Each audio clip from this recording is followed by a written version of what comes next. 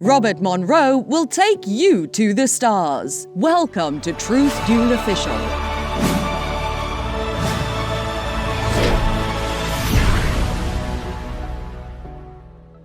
In this video, you will learn about the researcher who launched himself into the farthest reaches of human consciousness to discover what can our minds really do. You'll want to stick around till the end of this video to learn about a meditation technique that could possibly replace anesthesia during surgery. But first, I am your host, Misinformation. If you like this channel, make sure to subscribe to receive more great biographies, misinformation analysis, and other sentiments and ramblings that please and amuse us. And become a truth dueler, because only you can slay misinformation at its source. Get our app on truthduel.com. Imagine this. You climb into a futuristic pod. It's dark and warm, and a man in a white lab coat tells you that you will see other dimensions. You'll see alien entities, bright lights, stars, and even fantastical visions beyond the stars. Here's the catch. You're not climbing into a spaceship. You're climbing into a sensory deprivation tank at the Monroe Institute. And that man in the coat is none other than the founder of this institute, Robert Monroe. But how did you end up in this tank? And what is Monroe Institute? Well, it all began a long time ago in 1915. So let us travel back in time.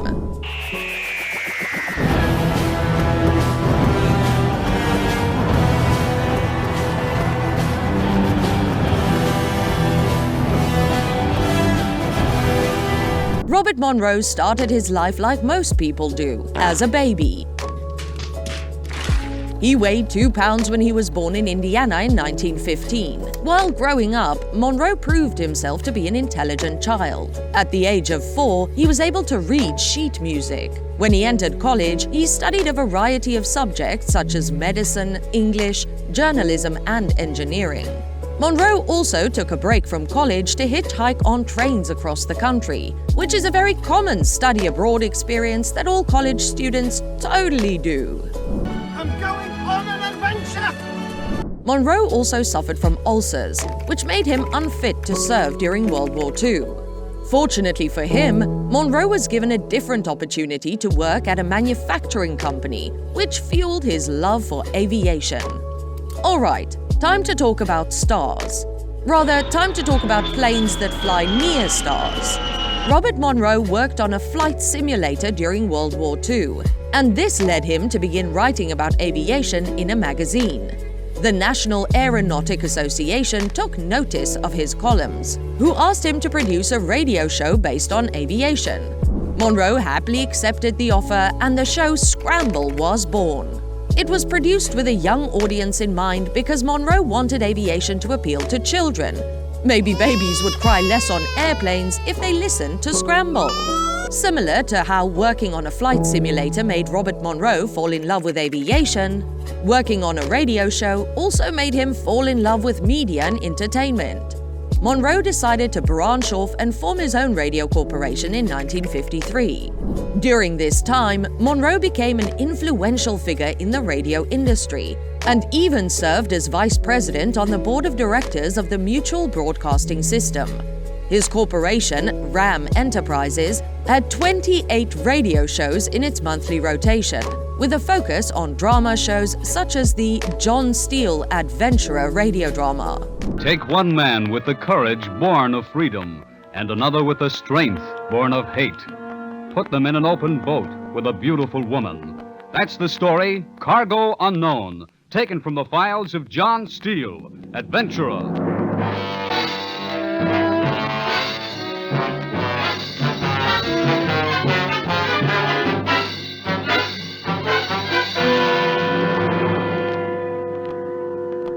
But Monroe wasn't content with just aviation and radio. He needed something more. He needed something that would take him to the stars. That's why he founded the Monroe Institute in 1956, though its name would change multiple times. The purpose of this institute was to research sleep learning, which is a controversial phenomenon where someone can learn by listening to audio tapes while asleep. This was a natural progression for Monroe, who was already familiar with audio tapes. However, an experience in 1958 would change Robert Monroe forever. While he experimented with sleep learning, Monroe discovered that he was in the middle of an out-of-body experience. Monroe experienced paralysis and vibrations, and he described seeing a bright light shining on him.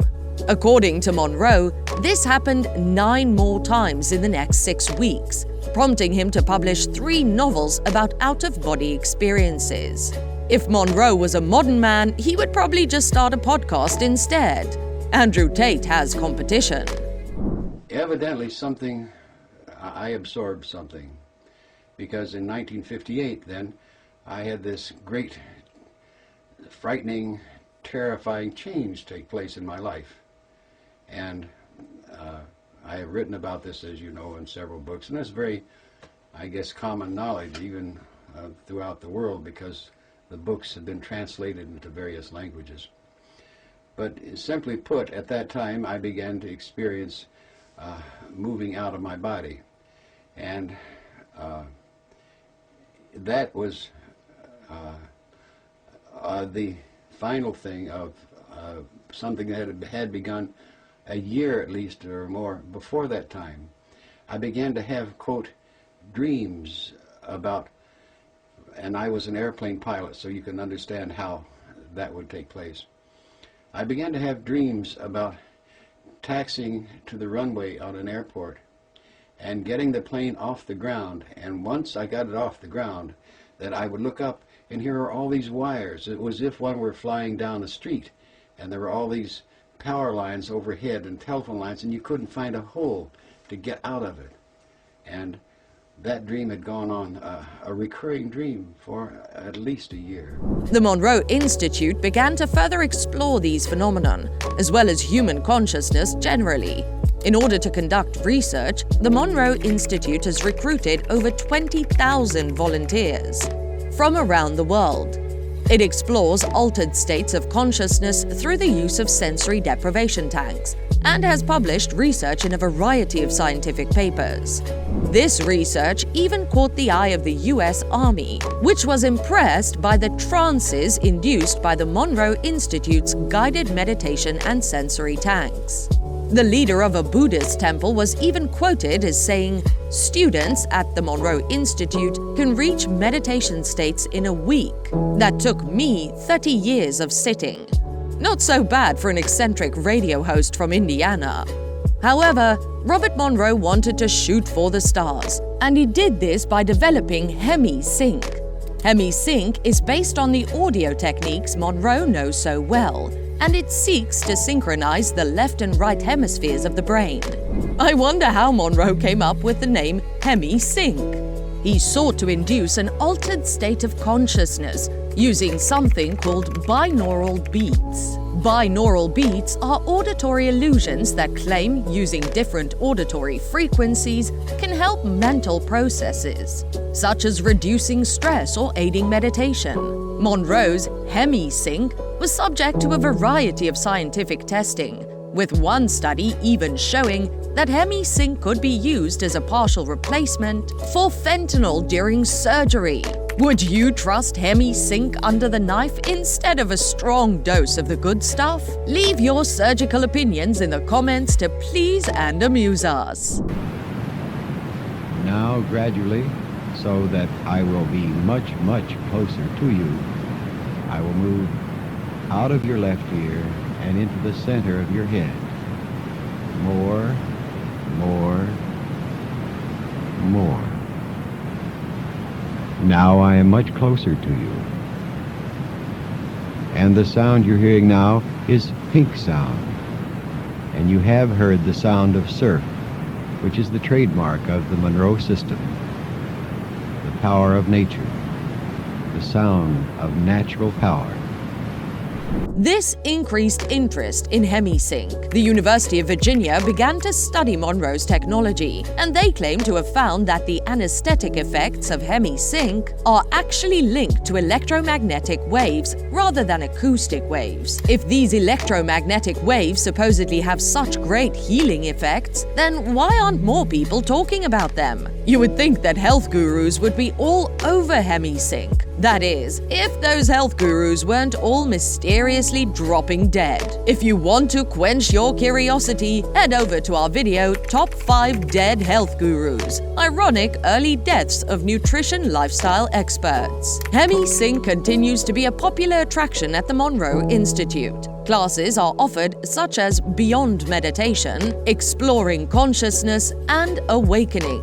The Monroe Institute has changed its name to Interstate Industries and continues to do business as a private company exploring the farthest reaches of our human consciousness beyond the stars. However, could it be possible that Robert Monroe had it all wrong? After all, other scientists have concluded that it wasn't acoustic waves that produced an anesthetic effect. Is the magic of meditation related to electromagnetism instead? Is the government putting magnets in our brains? Misinformation wishes you well and reminds you that if you see stars while meditating, you may want to get your iron levels checked. P.S. Where do you cross the line between dreams and out-of-body experiences? Even Monroe thought his first experience was a dream. The bed below me was my wife lying in bed, and beside her was a man in bed. And I says, "What kind of dream is this? This is a strange dream. Whom would I think of who would be in bed with my wife?" And I said, "I can't resist finding out." So I moved a little closer, and then this great shock came over me because the person in bed with my wife was me. And then the fright came, the terror. What am I doing? Am I dying? Let me get back quick, something. So I went through the air like this, swimming through the air to get back in the body. Pang, got back in the body. Until next time, make sure to like our video, subscribe to our channel, and become a truth doula. Or the only way you'll reach the stars is on Jeff Bezos' cock rocket.